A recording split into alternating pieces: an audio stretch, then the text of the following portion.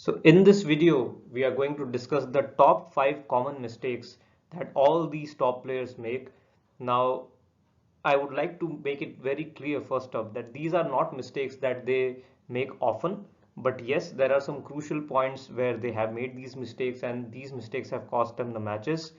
So let's look at them one by one, and I'll try to give you simple examples. There are a lot of examples from a lot of matches, but I will just show you the examples that I could find easily. So let's get started. So the first mistake is incorrect pattern of play. Now, when you talk about incorrect pattern of play, I think the most common one that comes into mind is when you talk about Federer and Nadal. So when you see Federer consistently trying to hit his cross-court backhand, although one can say that Nadal forces him to do so, but still there are chances midway between the rally where Federer could change it up by using a slice or maybe a backhand down the line if there is not a lot of topspin on Nadal's ball. But still, Federer sometimes tries to stay in the rally, stay on that side of the court, which is obviously incorrect pattern of the play because sooner or later it is going to open up the court for Nadal and it will be an easy forehand for Nadal, even though the forehand might not be that good, might not be that fast. But if it is hit on the open court, then I think definitely the point goes in Nadal's favor. So let's first look at some of the examples that I could find easily. Let's go ahead. So this is a match between Federer and Djokovic at the Montreal 2007. Now you can see the score here. It's 6-5. Federer is serving for the set and it's break point for Djokovic. But what happens here is Federer gets into that same pattern that I was talking about. Now Djokovic does not hit the ball as high as Nadal does, and this is also not a French Open court. So obviously Federer has better chances to defend his backhand. And if you see this rally, you will find that Federer is not trying to change up, not trying to run around his backhand and go to his forehand, and also not trying to slice the ball or maybe hit it down the line. He's trying to rally with Djokovic, and Djokovic, we all know, he is not afraid to go for his shots, even on the biggest of points. And you will see that he goes for a big forehand in this point and he wins it. So let's go ahead.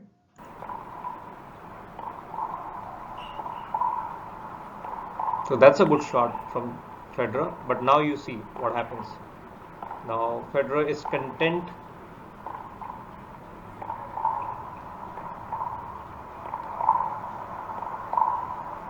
Now he's just hitting the ball in the middle of the court, Federer, even though the ball is high, but you could see that Federer is not going for too much.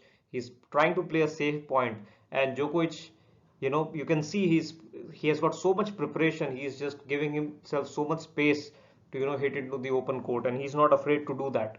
And mind you, he's down, so maybe he is not afraid. Of course, Federer has pressure because he was world number one back then, but still, I would say that he should not have continued this pattern of play.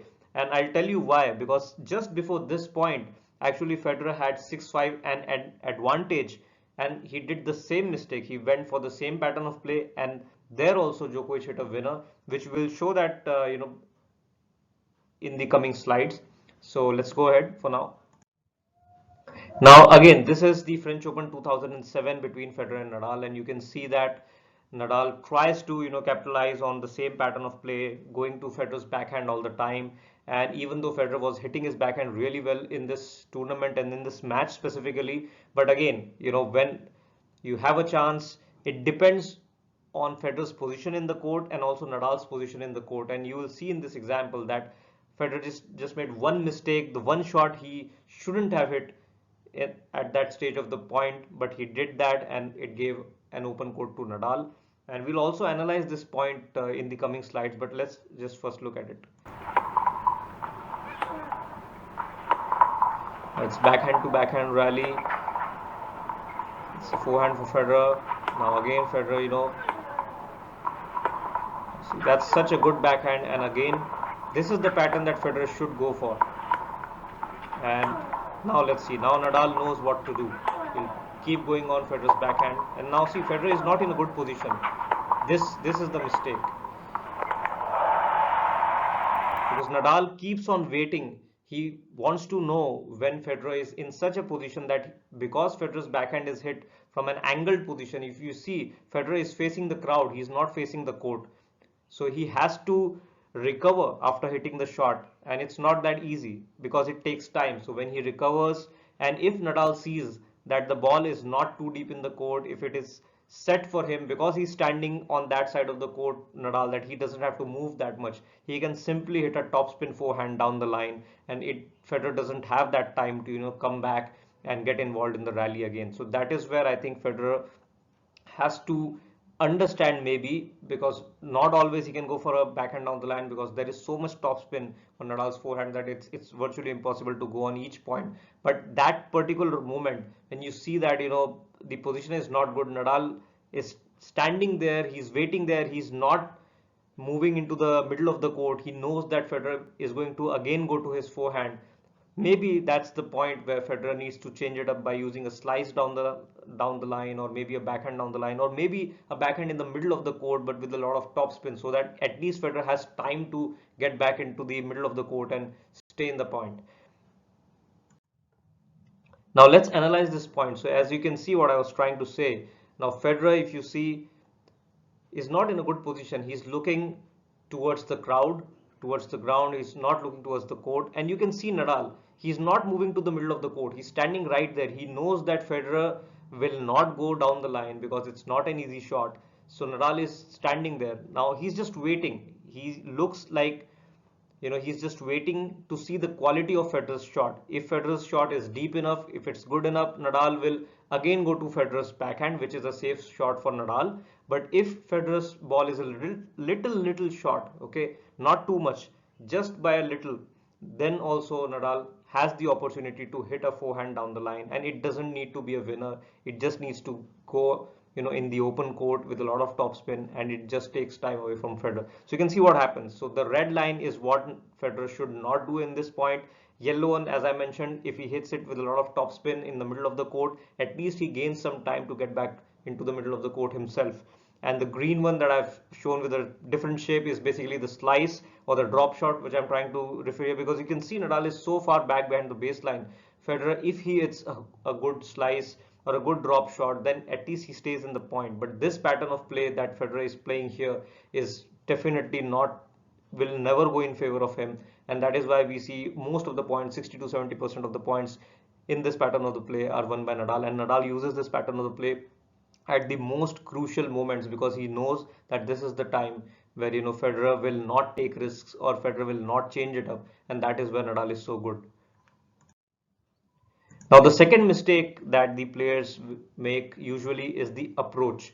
So there are three parts to it. So sometimes what they do is they come on the wrong approach shots.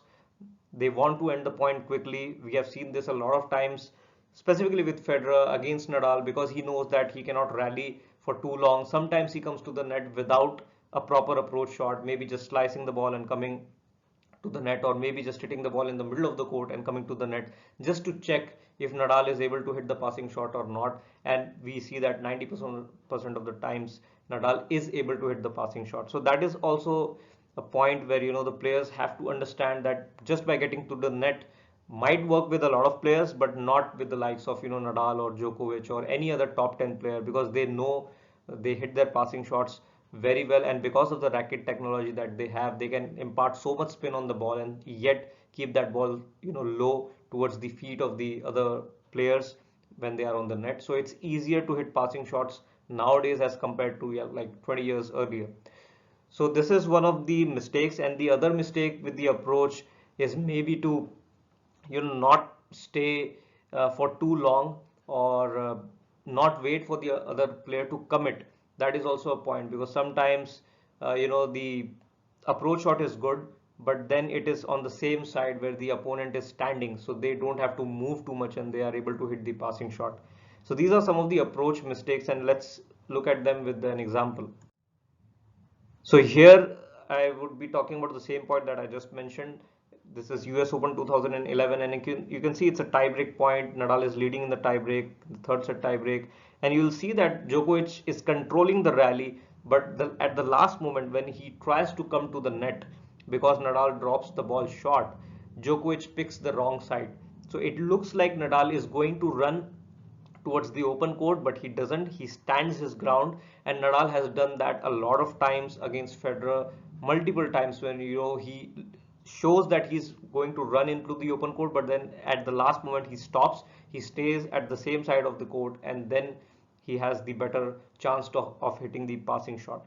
So what is the solution for that? Maybe to go to the open court, or maybe just wait to see what the opponent is doing. Then probably you can go for a drop shot, or maybe in the middle of the court. That is also a good option. A lot of experts say that when you are not sure which side to go for a approach shot, you can just go down quick into the middle of the court, deep into the middle of the court, and just get to the net, so that the players don't have the angles to work with, the opponents don't have the angles to work with, and they can only hit the passing shot right back at you, and you can then finish it with the volley. So let's look at this example first.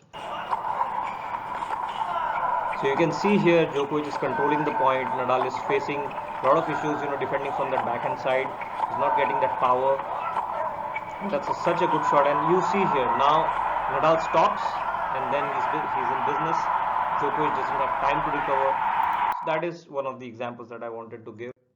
And this is another example not coming to the net. So when I talk about approach shot mistakes, the biggest mistake is not coming to the net when you have to. So you can see here, obviously we can argue that this is a very big point and Djokovic is not that comfortable at the net, so he decides not to come to the net. Although, to be honest, he wins the point anyway, but he has to hit a perfect shot to win the point, and that does not happen always. So it's better to, come to the net and get an easy volley. So what you'll see here in this point is Federer is struggling a lot on the baseline, but yet, Djokovic does not decide to come to the net. He stays on the baseline, and then he has to hit an almost perfect shot, a drive volley, to finish the point, which might not have been easier. Okay.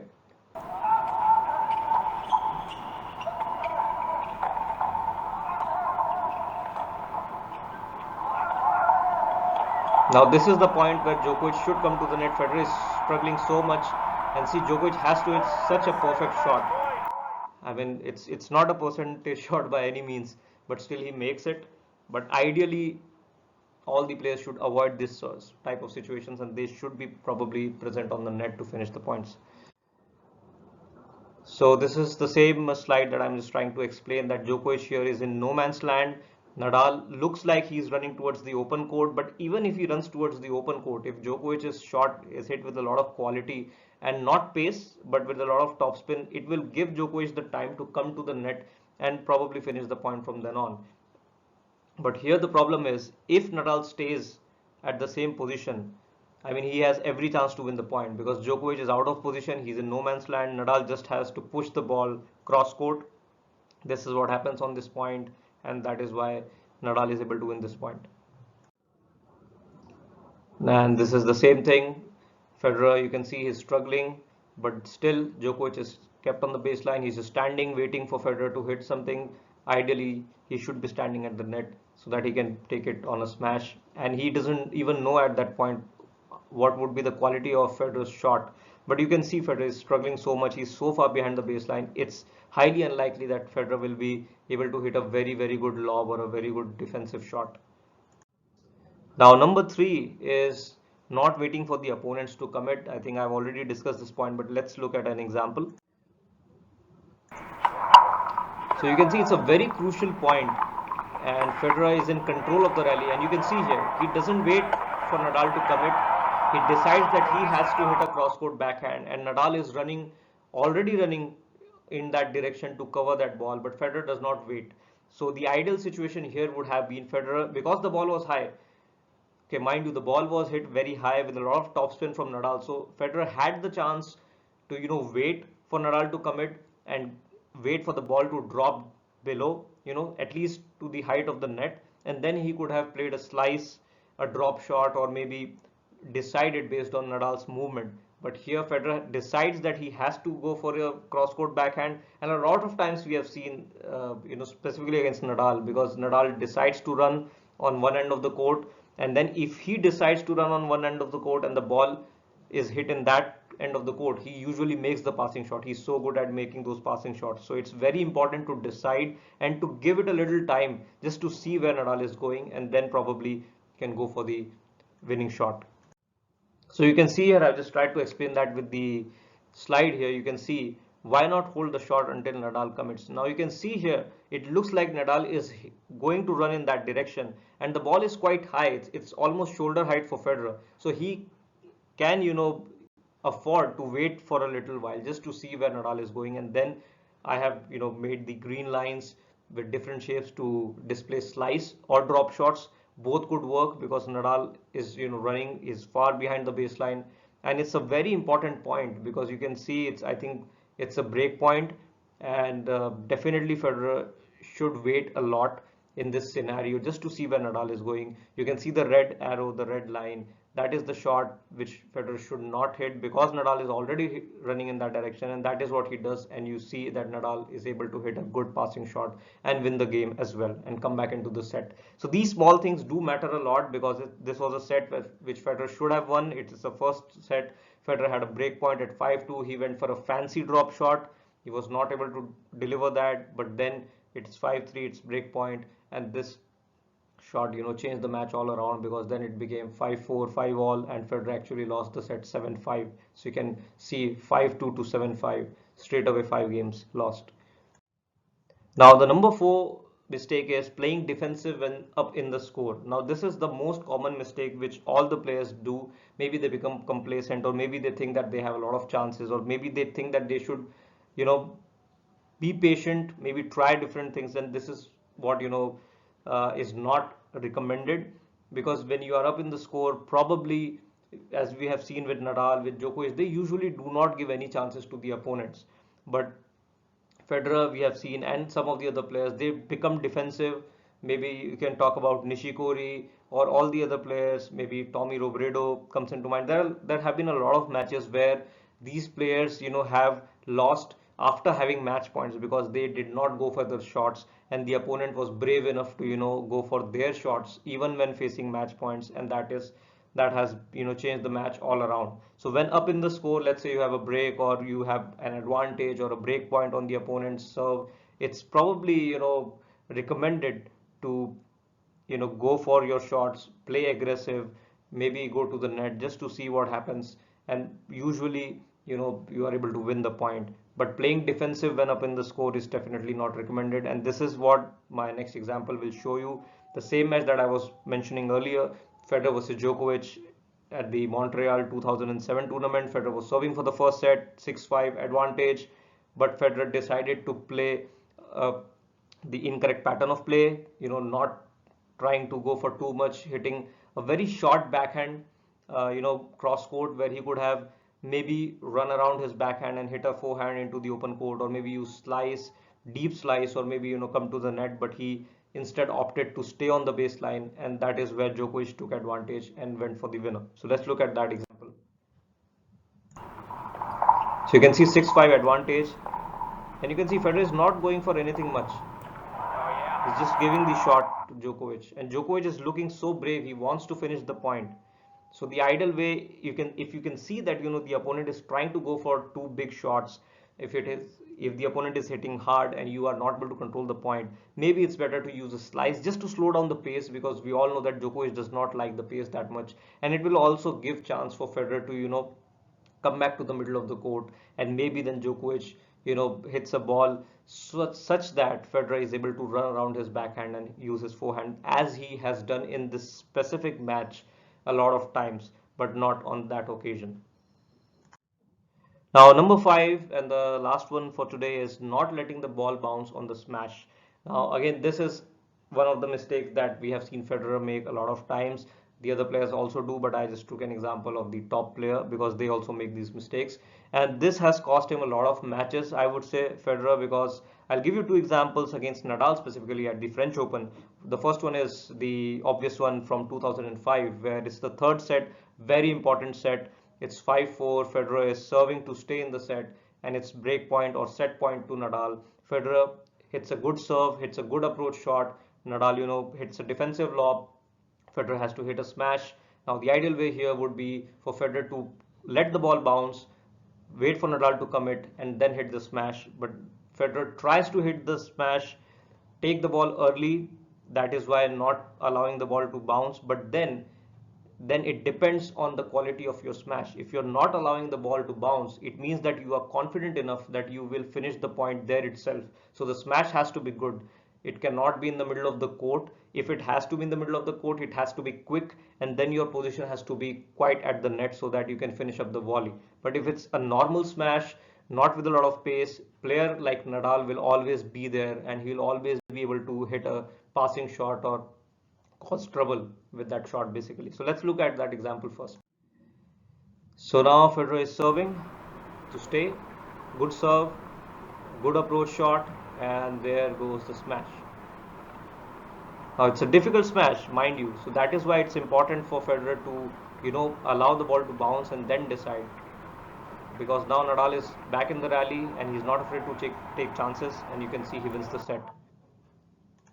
Now this is another mistake between the same players. You can see it's a tie break on the second set in French Open 2011 finals, and you can see again Federer makes the same mistake. So you can see here it's a good rally to begin with. Federer actually played a very good match from the baseline. If you see the whole match, even his backhand was really nice. It's just that these small mistakes proved too costly for him. You can see here he's hitting the ball well, very deep, a great cross-court backhand, a good forehand, and now he's in the ascendancy.